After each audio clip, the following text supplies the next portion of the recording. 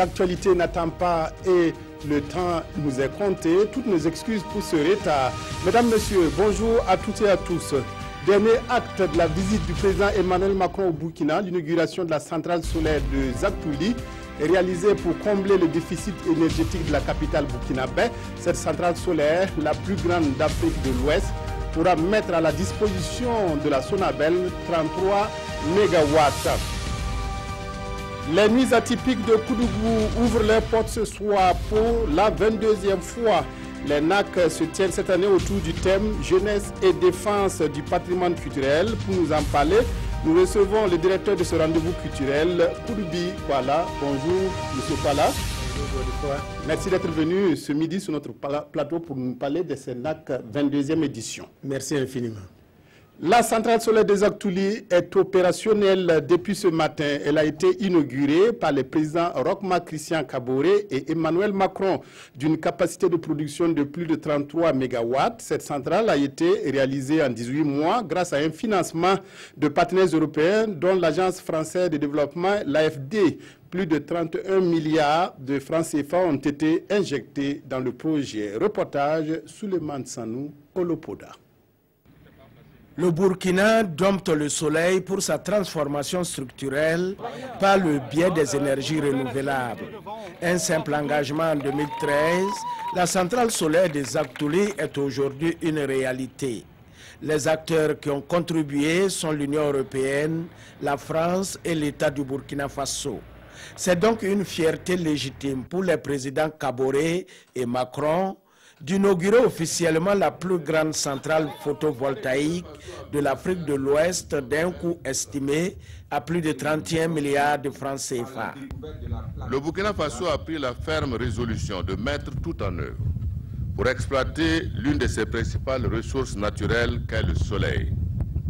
En effet, notre pays bénéficie d'un important gisement solaire avec le rayonnement de 5,5 kWh par mètre carré et par jour. D'où mon engagement à accroître l'offre d'énergie et à inscrire le pays dans la logique de l'exploitation de ce gros potentiel solaire afin de faire du mix énergétique une réalité concrète à même de contribuer à la réduction des coûts de production et de l'énergie électrique. Zaktouli n'est qu'une étape d'une politique énergétique nationale de plus en plus tournée vers les énergies renouvelables. Et c'est cette volonté du gouvernement burkinabé que le président français est venu encourager. Zaktouli démontre qu'au Sahel, il est possible de concilier efficacité économique et lutte contre le changement climatique. Plus de 50% de l'énergie consommée au Burkina est produite dans des centrales thermiques. Avec Zaktouli, le Burkina Faso va économiser, vous l'avez dit, 26 000 tonnes de CO2 par an, en produisant une énergie à un prix 4 fois moins élevé que l'énergie thermique. La dynamique est enclenchée. Le Burkina Faso est résolument tourné vers les énergies propres et avec des meilleurs taux d'ensoleillement, il y a des raisons d'espérer pour peu que les financements suivent. Au cours de nos prochaines éditions, nous vous ferons découvrir plus en détail cette centrale solaire photovoltaïque de Zaktouli grâce à nos reporters Salifou Belem et Moumouni Soubega. Le président français a achevé sa visite au Burkina par l'inauguration de la centrale de Zaktouli. Emmanuel Macron a quitté Ouagadougou aux environs de 12 heures en direction d'Abidjan, où il prend part au 5e sommet Union africaine-Union européenne. C'est sur une note de satisfaction que s'est achevée la visite de 72 heures au Burkina du président français. Nous reviendrons plus en détail sur les conclusions des 72 heures passées au Burkina par le chef de l'État français. Entre deux entrevues et visites avec le président français, le président du Faso a eu le temps de recevoir le Conseil supérieur, le Conseil présidentiel pour l'Afrique. La délégation forte de 11 membres était conduite par Jules Arma Agnamboussou. Elle est venue présenter à Roch-Marc Christian Kaboré le Conseil présidentiel pour l'Afrique. Roger Bebamba Oumar Zombri. Le Conseil présidentiel pour l'Afrique, CPA, à Kosiam. Reçu en audience, Jules Arma Agnamboussou, porte-parole du Conseil, est venu présenter sa structure au chef de l'État, Roch-Marc Christian Kaboré. Au cours de nos échanges, le chef de l'État a tenu à souligner le caractère novateur de la relation telle que le président Emmanuel Macron ce matin l'a souhaité et développé. Nous avons aussi, bien entendu, c'était l'objet de l'audience qu'il a bien voulu nous accorder, évoqué le CPA, parler du CPA. Donc nous nous sommes présentés et lui avons dit pourquoi le CPA. Le chef de l'État du Burkina Faso l'a apprécié et a tenu à nous le signifier. Pour Jules Armand Niambossou, le Conseil présidentiel pour l'Afrique est une force de proposition. Il est une sorte de passerelle entre les sociétés civiles africaines et l'Élysée, et non la continuation de la politique France-Afrique tant décriée. Déjà, le CPA traduit une transformation dans la gouvernance. Les membres du CPA ne sont pas les porte-parole du président de la République française. Et ils ne sont pas davantage les porte-parole du gouvernement français. C'est-à-dire, il n'y aura pas de collusion, il n'y aura pas de conflit d'intérêts entre ce qu'ils font dans leur vie de tous les jours, leur vie professionnelle de tous les jours, et le temps qu'ils consacrent au Conseil présidentiel pour l'Afrique. Le Conseil présidentiel pour l'Afrique a été porté sur les fonds baptismaux par le président de la République française, Emmanuel Macron. Il est composé de 11 personnes, toutes des bénévoles, selon Jules Armand Niambossou, porte-parole du Conseil présidentiel pour l'Afrique. Dans le cadre de la visite d'Emmanuel Macron au Burkina, les deux chefs de la diplomatie burkinabé et français se sont rencontrés hier à Ouagadougou, une rencontre pour prolonger les discussions entre les chefs d'État, notamment sur la coopération bilatérale et la question d'opérationnalisation de la force du G5 Sahel. Jean-Eudes Bayala, Frédéric Etienne Bassenga. Tête à tête entre les ministres des Affaires étrangères du Burkina Faso et de la France. Au menu des échanges, la coopération bilatérale, mais aussi les questions régionales, notamment le déficit budgétaire relatif à l'opérationnalisation du G5 Sahel. On attend que la force conjointe soit pleinement opérationnelle, mais cela passe par le financement total pour son budget qui a été évalué à 423 millions d'euros. Et sur ces 423 millions d'euros, il y a encore de financement à rechercher, puisque nous n'avons réuni que 108 millions jusque-là. Mais la bonne nouvelle, celle que nous avons reçue il y a juste 2 jours avec l'Arabie Saoudite qui annonce 100 millions de dollars. Et donc ça a été des discussions assez fructueuses, tant sur le plan bilatéral pour les questions de sécurité avec dans la zone sahélienne pour nos forces de défense et de sécurité, mais également, donc, comme je vous ai dit, sur l'opérationnalisation de la force conjointe du G5. Ces échanges entre les deux ministres ont concerné également la préparation de la rencontre de Bruxelles qui va regrouper les contributeurs de la force conjointe. Une préparation qui va se poursuivre à Abidjan avec les autres membres du G5 Sahel, selon Alpha Bari. Effectivement, parlons d'Abidjan. Le président du Faso prendra part au 5e sommet Union africaine-Union européenne qui se tient les 29 et 30 novembre à Abidjan, capitale économique de la Côte d'Ivoire. Pendant 48 heures, les chefs d'État et de gouvernement africains et européens se réuniront autour du thème principal « Investir dans la jeunesse pour un avenir durable ». À Abidjan, le président du Faso, son Excellence Roch-Marc Christian Kaboré et ses pairs africains et européens discuteront de l'avenir des relations UA-UE et se pencheront sur l'investissement dans la jeunesse. Autres sujets qui seront abordés lors du sommet, ce sont ceux relatifs à la paix et la sécurité, sans oublier la question de l'immigration. Le sommet UA-UE se présente comme un véritable cadre institutionnel pour les dirigeants réunis pour débattre de l'avenir des relations entre l'Afrique et l'Europe. C'était un communiqué de la direction de la communication de la présidence du Faso. Manifestation des syndicats d'enseignants ce matin à travers les rues de Ouagadougou, de la bourse du travail au ministère de l'Éducation nationale. Les manifestants ont marché pour exiger que le gouvernement se penche sur leurs revendications. Des revendications parmi lesquelles la revalorisation et de la fonction enseignant et de meilleures conditions de vie et de travail. Reportage Kosoun Koulibaly, Vincent Tiendrebeogo. Le ton est monté ce mercredi matin devant le ministère de l'Éducation nationale. Au troisième jour de leur grève de 96 heures, les syndicats de l'éducation ont marché sur leur ministère de tutelle pour crier leur à le bol. Sur place, pas de déclaration ni de rencontre avec un officiel. Les manifestants ont simplement regagné leur point de départ, la bourse du travail, en laissant derrière eux ce tas de stylos et de craies. Tout un symbole selon eux. Nous avons fait un dépôt symbolique de craies et de bics rouges pour montrer notre mécontentement vis-à-vis du gouvernement du Burkina Faso. Trop, c'est trop. Nous avons déposé notre plateforme depuis le 5 octobre 2016, réactualisé le 5 octobre 2017. Et jusqu'à présent, nous n'avons pas encore eu de propositions concrètes de la part du gouvernement. Nous avons lancé un premier mot d'ordre de grève qui a été bien suivi sur toute l'étendue du territoire. Rien n'a été donné comme réponse concrète. Aujourd'hui encore, nous sommes sortis nombreux pour manifester notre mécontentement, pour que le gouvernement puisse prendre au sérieux nos préoccupations et nous répondre favorablement. Au premier rang de la marche qui a arpenté les grandes artères de Ouagadougou, on compte l'Union d'action syndicale qui a apporté son soutien à la manifestation. De meilleures conditions de vie et de travail, c'est ce que réclament ces manifestants, qui ajoute à cela la revalorisation de la fonction enseignant.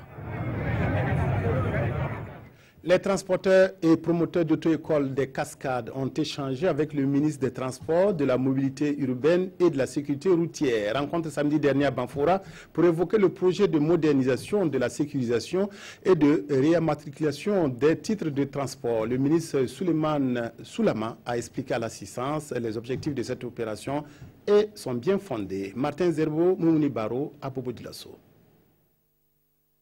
Cette sortie du ministre des Transports, de la Mobilité urbaine et de la Sécurité routière dans la région de Cascades n'a pas été de tout repos. Un tour sur le site devant abriter la nouvelle direction en charge des transports située au secteur 9 Bouna pour constater de visu le niveau d'exécution des travaux. Les auto-écoles et certaines sociétés de transport de la place ont également reçu la visite du ministre et à chaque étape, le projet de modernisation et de sécurisation était à l'ordre du jour. Nous allons passer bientôt à la sécurisation des titres de transport. Donc nous donnons des explications sur que sera notre permis de conduire, comment il va se présenter, nos cartes grises et les plaques d'immatriculation. Et donc avec les acteurs de transport, les associations, les syndicats, les organisations de transporteurs, les auto-écoles, nous tenons en tout cas à passer cette information et pour qu'il soit aussi en phase avec tous les changements. Pour les acteurs du transport, l'entretien a permis d'apporter des réponses satisfaisantes à certaines questions, mais quelques préoccupations demeurent. Le point essentiel même, comment vraiment aider les auto-écoles à avoir du matériel neuf. Des véhicules, par exemple, si on pouvait nous faire, comment on appelle, une exonération. On peut ajouter les routes là. Banfora, Sidrado, Lorpenigawa, Banfora, Mangodara, s'il peut penser à ça, le gouvernement ça pour nous, pour que le transport soit un peu facile pour nous, et Banfora, Orodara. Cette sortie du ministre en charge des transports entre dans le cadre de sa tournée entamée depuis un mois dans la direction régionale de transport, pour expliquer aux acteurs le bien fondé de la modernisation de tous les titres de transport en circulation, entre autres les cartes grises et les permis de conduire. Des produits agroalimentaires à la disposition des consommateurs burkinabés. Ce sera grâce aux journées agroalimentaires dont la 9e édition s'est ouverte hier à la Maison du Peuple à Ouagadougou. Pendant 6 jours, les industries et entreprises évoluant dans la transformation des produits agricoles vont montrer leur savoir-faire avec la possibilité d'échange entre professionnels. Nongba Kouda Tanga Kafando. Émergence et développement des PME-PMI de l'agroalimentaire burkinabé dans le cadre du PNDS. Défis, enjeux et perspectives, c'est le thème de la 9e édition des JAL, les journées agroalimentaires qui se tiennent du 28 novembre au 3 décembre 2017 à Ouagadougou. Un moment de rencontre et d'échange entre professionnels en vue de permettre le développement de l'industrie agroalimentaire. Et durant 10 jours, la Maison du Peuple sera le lieu d'expression de la créativité de l'autre maillon de la chaîne agricole et l'objectif, corriger, innover pour être compétitifs sur le marché national, régional et international. Les défis, nous pouvons les relever également dans le domaine des compétences. Alors, le plus souvent, nous n'avons pas tout le professionnalisme qu'il faut. Nous avons également la concurrence internationale aujourd'hui. Alors, nos produits, s'ils ne sont pas compétitifs, nous ne pouvons pas aller sur les marchés. Il faut la qualité, mais il faut également la capacité d'aller sur le marché parce que nous avons de la qualité et que nous aurons de produits. Et pour relever ces défis, la professionnalisation du secteur s'impose. Une professionnalisation qui passe forcément par le recrutement de nouvelles compétences, l'accompagnement de l'État, mais aussi par l'incitation à la consommation locale. Nous avons constaté que c'est la gente féminine qui occupe largement effectivement dans ce secteur, notamment de la transformation agroalimentaire. Il serait bon effectivement que les jeunes s'intéressent effectivement donc à ce secteur qui, nous croyons effectivement donc, est bien porteur aussi pour eux. Au Burkina Faso, les industries agroalimentaires représentent 58% du secteur de l'industrie, mais le potentiel reste sous-exploité selon les acteurs. Venons-en maintenant à notre invité Koudoubi Kouala, directeur d'ENAC, les nuits atypiques de Koudougou. La 22e édition s'ouvre ce soir dans le Boulkiembe. Oui. Est-ce que vous êtes fin prêt pour recevoir tous ces centaines, j'allais dire milliers de festivaliers qui viennent à vous? Bon, je pense que ça fait 22 ans que nous organisons cet événement. Et au jour J, nous sommes fin prêts, nous sommes très sereins pour accueillir tous les festivaliers qui viendront à Koudougou. Et l'ouverture est prévue pour ce soir à 17 h. Alors vous avez retenu un thème jeunesse et défense du patrimoine culturel. Qu'est-ce que vous avez à passer comme message à travers ce thème? En fait, depuis 3 ans, nous travaillons. Le thème, depuis 3 ans, c'est la jeunesse qui nous intéresse. Et il y a 2 ans, c'était jeunesse, culture et jeunesse. Après, nous sommes venus l'année dernière à culture et jeunesse, et puis Angers sur le numérique. Et cette année, c'est jeunesse et surtout défense du patrimoine culturel. Parce que tout simplement, nous pensons que ce que nous faisons, si ce n'est pas relié aux jeunes, et nous sommes vraiment perdus. Et nous remarquons de plus en plus que les jeunes ne semblent pas s'intéresser à leur culture, à notre patrimoine. Et qu'est-ce que demain sera si ces jeunes-là ne s'approprient pas notre patrimoine culturel? Et c'est eux qui doivent défendre le patrimoine culturel. Sinon, je prends seulement le cas très basique de Rakiré. Si nos enfants ne savent pas ce que c'est que le Rakiré, demain tout cela va être perdu et ça sera vraiment un grand problème pour notre pays. Alors, le NAC s'ouvre ce soir, 22e édition. Quelles sont les principales innovations de cette édition? La plus grande innovation, c'est la présence de la TNB avec nous pendant 5 jours. Et cela va permettre à toute la région du Centre-Ouest de montrer son savoir-faire. C'est-à-dire que la télé va s'intéresser à tout ce que nous faisons, à Koudougou bien sûr, et d'une manière générale à la région du Centre-Ouest. Et nous avons été en contact avec beaucoup d'opérateurs économiques, avec beaucoup d'associations qui vont aussi faire connaître ce qu'ils font sur le terrain dans la région du Centre-Ouest. Alors, il y a un direct qui est prévu. Il y a un direct qui est prévu déjà à l'ouverture et il y aura un autre direct aussi par rapport à la festivité. Alors, M. Koudoubi Kouala, comment se présente cette édition en dehors de cette principale innovation? Est-ce que les spectacles, les rencontres, tout cela est prévu? Oui, tout cela est prévu. Nous avons 21 groupes qui sont invités et tous ont répondu et ont signé leur contrat en bonne et due forme.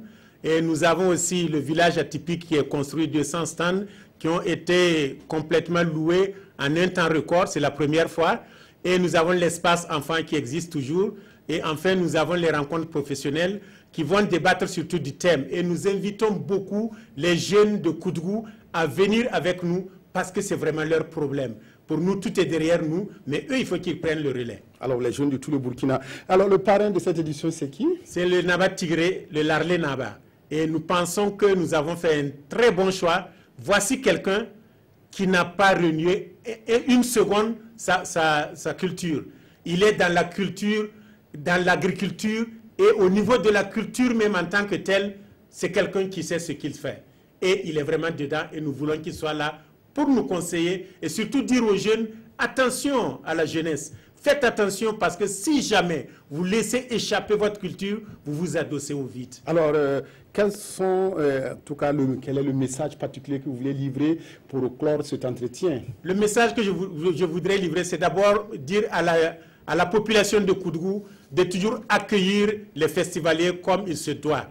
Et nous avons, chez nous, on dit que en Moré, c'est-à-dire nous pouvons dormir même affamés, mais nous voulons accueillir bien les étrangers. Et je vais surtout inviter les jeunes à être avec nous, et aussi bien dans les spectacles off que in, et surtout dans les rencontres professionnelles. Et puis aller visiter aussi le village atypique, vous verrez le savoir-faire de nos Burkinabés. Alors, merci beaucoup à Koudoubi Kouala, directeur d'ENAC 22e édition, qui s'ouvre dans quelques heures dans la capitale du Boulkiemde. Le face-à-face entre Emmanuel Macron et les étudiants hier à l'université de Ouagadougou fait la une de tous les journaux de ce mercredi. La revue de presse est signée Aimé Solange Guigma. Macron, un professeur de politique générale à Ouaga, titre l'Express du Faso à propos du face-à-face Macron étudiant. Pour Emmanuel Macron, c'est en Afrique que se télescopent tous les défis contemporains, note citoyen.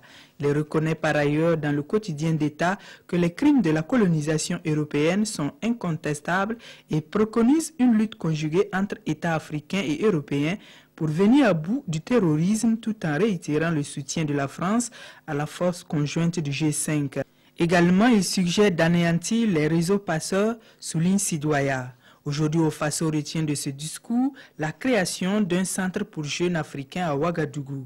Bref, les grandes lignes du discours de Ouagadougou sont à lire dans le journal Le Pays, qui note par ailleurs que Macron promet la déclassification de tous les dossiers relatifs à l'affaire Thomas Sankara. Une nouvelle saluée dans Aujourd'hui au Faso par Mariam Sankara, qui émet toutefois des réserves quant à l'exécution de cette décision dans le journal Le Pays. En gros, c'est un grand oral réussi pour Jupiter selon l'observateur Palga. Mais d'après Le Pays, le discours de Macron risque de ne pas être un point de rupture, mais juste la continuation de la politique française en Afrique.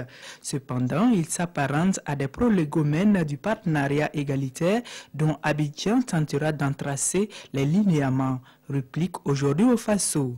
Quant au face-à-face Emmanuel Macron étudiant, l'exercice a manqué de régal, de piquant et de pugnacité selon Le Pays. Et à travers cet exercice, c'est le système éducatif burkinabé qui est sérieusement interpellé. Par ailleurs, les journaux signalent un attentat manqué contre des soldats français. À ce propos, l'observateur Palga écrit que ce sont des individus cagoulés jussés sur une moto de type 135 qui ont jeté un engin explosif sur des soldats français. Un acte qui a endommagé un véhicule et fait quelques blessés parmi les riverains. Une première dans l'histoire des attaques terroristes à Ouagadougou, note le journal. Merci d'avoir suivi le journal. Excellent après-midi à toutes et à tous en compagnie de la RTV.